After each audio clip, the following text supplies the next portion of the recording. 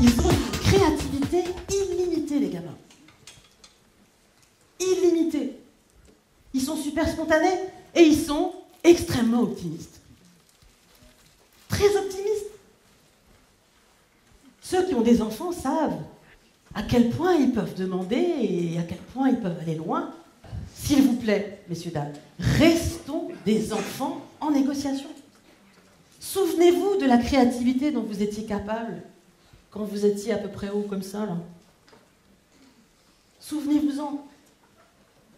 Replongez-vous dans cet état d'esprit que vous aviez et que vous avez perdu à peu près en rentrant au CM1. Vous avez déjà regardé les dessins des enfants avant et après le CM1? C'est plus les mêmes dessins. Qui est d'accord? C'est plus les mêmes dessins. Ils sont cadrés. Le problème, c'est que quand on cadre trop les gens, ils osent plus après. Il y a une question magique qui ouvre toutes les portes de la caverne d'Ali Baba. Une question magique. Quand vous êtes bloqué, quand vous serez bloqué dans toutes les situations difficiles, c'est sous quelles conditions, chérie, tu serais prêt à me laisser aller à un concert? En clair, qu'est-ce que tu veux en échange? Si elle te dit, tu sais, la bague, là, ça commence par un V à Paris, hein, tu me l'achètes. Là, tu peux capituler. Mais c'est toi qui as pris la décision, hein. Aujourd'hui, on fait ce que j'appelle, moi, de négociation. Vous savez, genre 2 sumos, hein, 2 grosses masses de chair, un peu comme moi, avec des couches, qui vont se pousser comme ça sur le tatami. Mais c'est ce que vous faites. Ça fait 25 ans que j'enseigne ça, moi, la négo. Et je vois des tas de situations, des situations qui me rendent marteau. Alors qu'il y a tout pour trouver un accord dans les entreprises. Alors qu'il y a tout pour trouver un accord entre les ados et les mamans qui se disputent. Alors qu'il y a tout pour trouver des bons accords entre les acheteurs et les vendeurs. Et en France, les syndicats et le patronat. Il y a tout pour trouver un bon accord. Sauf que ce qu'ils font, c'est de négociation. Vas-y que je te pousse, je te pousse, je te pousse, je te pousse, jusqu'à ce que tu tombes. Et ça me fait même plaisir de te voir tomber.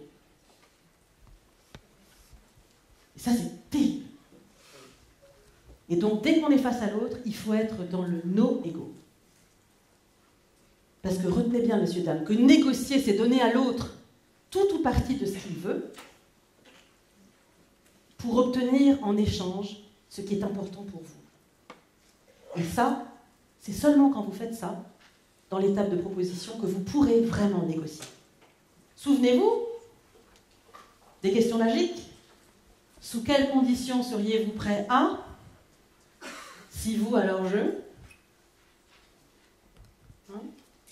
Ou alors, à supposer que je sois prêt à faire ceci, est-ce que vous, cela en contrepartie? Pour ouvrir l'intérêt chez l'autre. Et surtout, s'il vous plaît, dans le business, dans les affaires, plus de concessions sans contrepartie.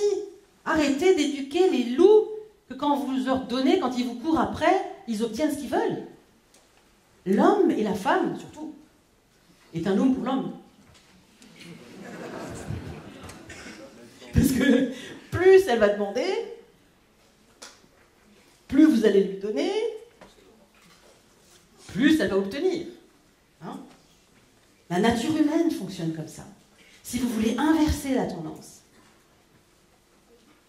sachez ce que vous voulez, obtenez vraiment ce qui est important pour l'autre, et surtout, réfléchissez à ce que vous voulez en échange. Merci.